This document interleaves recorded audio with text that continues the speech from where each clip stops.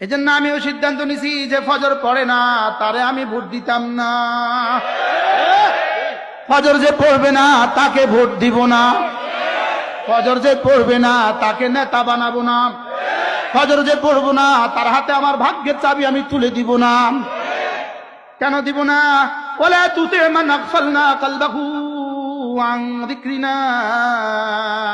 রব যেন বলেন যে ফজর পড়ে না সে তো হাওয়ার গোলাম আর তার জিন্দগি বিক্ষিপ্ত, সে তোরা এক করবো কেমনে? এজন্য কোরআনে কারীমের যে তেলাওয়াত পারে না তার দিলটা মুজাক্কা হয়ে গেছে। আল্লাহর কসম এটা অসম্ভব। ইন্নাকা লা তাজনি মিনাশ শাওকা লি'নাবা। কাটা গাছ থেকে যেমন তুমি জীবনে কখনো আঙ্গুর পাবা না, বলদ থেকে যেমন জীবনে কখনো দুধ পাবা না, কাটা গাছ থেকে যেমন জীবনে কখনো আঙ্গুর পাবা না। তেলাওয়াত ছাড়া দিলটা সাফ হয়ে গেছে এটা কখনোই হবে না। দিল সাফ ছাড়া তুমি কি দিয়ে দেশটাকে সুন্দর করবা? এটাতে দিল তো সাফ নাই। তাইলে বোঝা গেছে নামাজ ছাড়া কামিয়াব হবে না। নামাজ ছাড়া এমপি তো হতে পারবেন, কামিয়াব না। নামাজ ছাড়া এমন এমপি হবেন যে এমপি পরে আবার ভাগা লাগবে, আবার ভাগলপুরে যাওয়া লাগবে। নামাজ ছাড়া মন্ত্রী হবেন, কামিয়াব না, আবার ভাগলপুরে যাওয়া লাগবে। বলেন কোরআন ছাড়া মন্ত্রী আবার ভাগলপুর, কোরআন ছাড়া এমপি আবার ভাগলপুর, কোরআন ছাড়া প্রধানমন্ত্রী আবার ভাগলপুর। কোরআন ছাড়া যদি 7 মহাদেশের বাদশাহ হও, কোরআন ছাড়া সফল হইতেই পারে না। বিয়ে ছাড়া যেমন বাচ্চা আশা করা যায় না, গাছ ছাড়া যেমন আম আশা করা যায় না, গাভী ছাড়া যেমন দুধ আশা করা যায় না, তাজকিয়ায়ে নফস কোরআন ছাড়া সফলতা আশাই করা যায় না।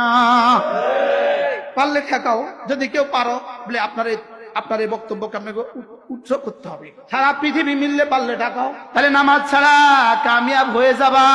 নামাজ ছাড়া মন্ত্রী তো হতে পারবা, কামিয়াব হবা না। নামাজ ছাড়া এমপি তো হতে পারবা, কামিয়াব হবা না। নামাজ ছাড়া বড় প্রথম শ্রেণীর কর্মকর্তা তো হইতে পারবা, কামিয়াব হবা না। নামাজ ছাড়া ভিসি তো হইতে পারবা, কামিয়াব হবা না। নামাজ ছাড়া ইউনিভার্সিটির প্রফেসর তো হইতে পারবা, কামিয়াব হবা না। নামাজ ছাড়া আমেরিকার প্রেসিডেন্ট তো হইতে পারবে, কামিয়াব না। তেলাওয়াত ছাড়া কি হবে না? নফস পরিষ্কার হবে না। 2 নম্বরে নামাজ ছাড়া নফস পরিষ্কার হবে না।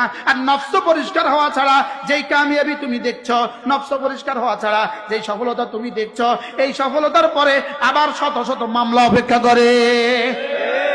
আমরা এমন এক প্রজন্ম চাই যেই প্রজন্ম ফজর ছাড়বে না।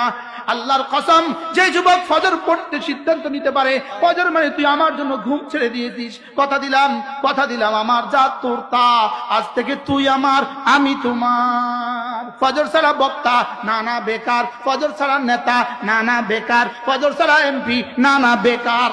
ফজর ছাড়া কোনো মানুষ যদি জীবনে অনেক বড় হয়, এই বড় হলো ইন্দুরের মতো ছাড় দেওয়া। কোরআনকে লাজেম করে দাও, আল্লাহর কসম কোরআনকে লাজেম করে দাও। এই দেশের কেউ আর দুর্নীতি করবে